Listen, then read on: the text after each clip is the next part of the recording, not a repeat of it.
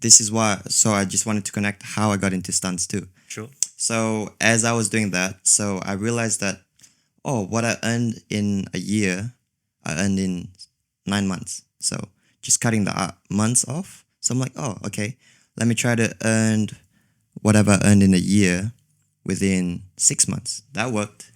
So I gradually kept cutting it down until it was about 4 months. So I'm like, how can I push more? How can I get more out of my time? So I said, okay, I can start my group fitness sessions instead of 1 hour to 45, instead of 45 to half an hour.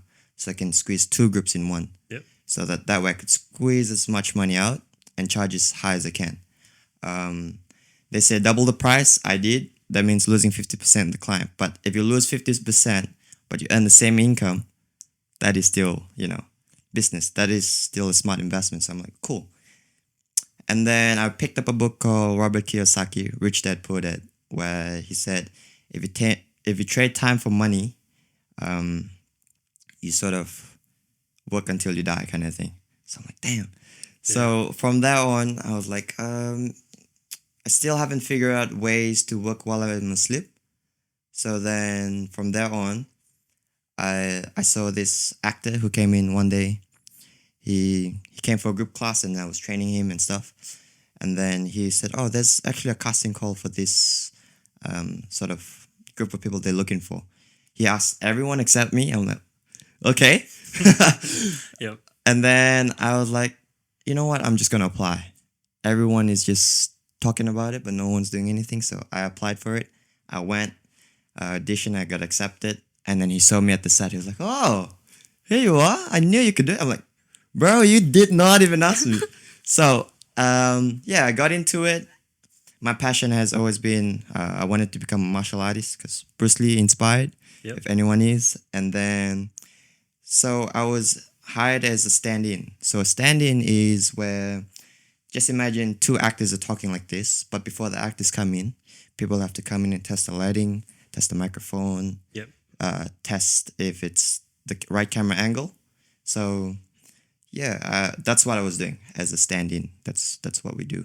Okay. So I got pretty close relationship with a couple actors, and then for some reason I've always been shy for 18 years of my life. So from that on, I'm like, I've always this intrigued feeling of talking to people, because every time I talk to someone foreign, I learn so much more.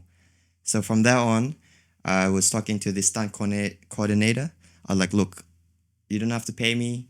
I just want some time. I just want to learn some things. So I asked him, but he sort of just brushed it off. So I reached to my coordinator for stunt stand-in.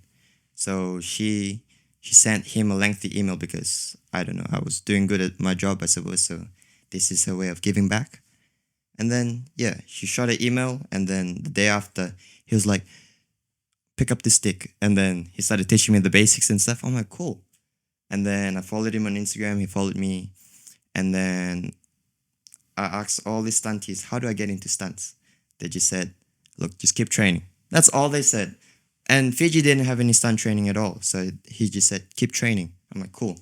So I added all of them on social media. I kept posting because I knew they were watching. Yep. So I kept posting about the training I did, the exercises. And then long story short, a year later, when I had my fitness business running, I received a call from the coordinator for stand-in. They're like, oh, do you want to do this job? I'm like, no. Because at that time, I was earning more from my fitness business than working as a stand-in. Because for a stand-in, for 3 months, you can basically earn what you earn in a year for any other sort of entry-level jobs. Yep. So, my fitness business was doing really well. That what I earned in a year, I earned it in a month. What I earned in a year, I earned it in a week. So I'm like, I don't need that. Yeah, right. So then a week later, I received a call from the stunt coordinator, the guy who was like, pick up the stick. And then he went me with a few drills. So from there on, he was like, there's actually a job. I want you to come in and try it out. I'm like, cool. So that's basically the story of how it happened. Yeah, jeez. A lot of I'd say a lot of luck, but you make your luck, right? Yeah. That's it.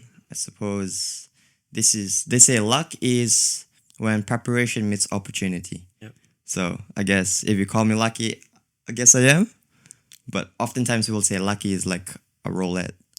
So that kind of luck. So that's completely different from my luck. Yeah, and you put yourself and you were good enough to capitalize on the luck as well, or on the fortune rather.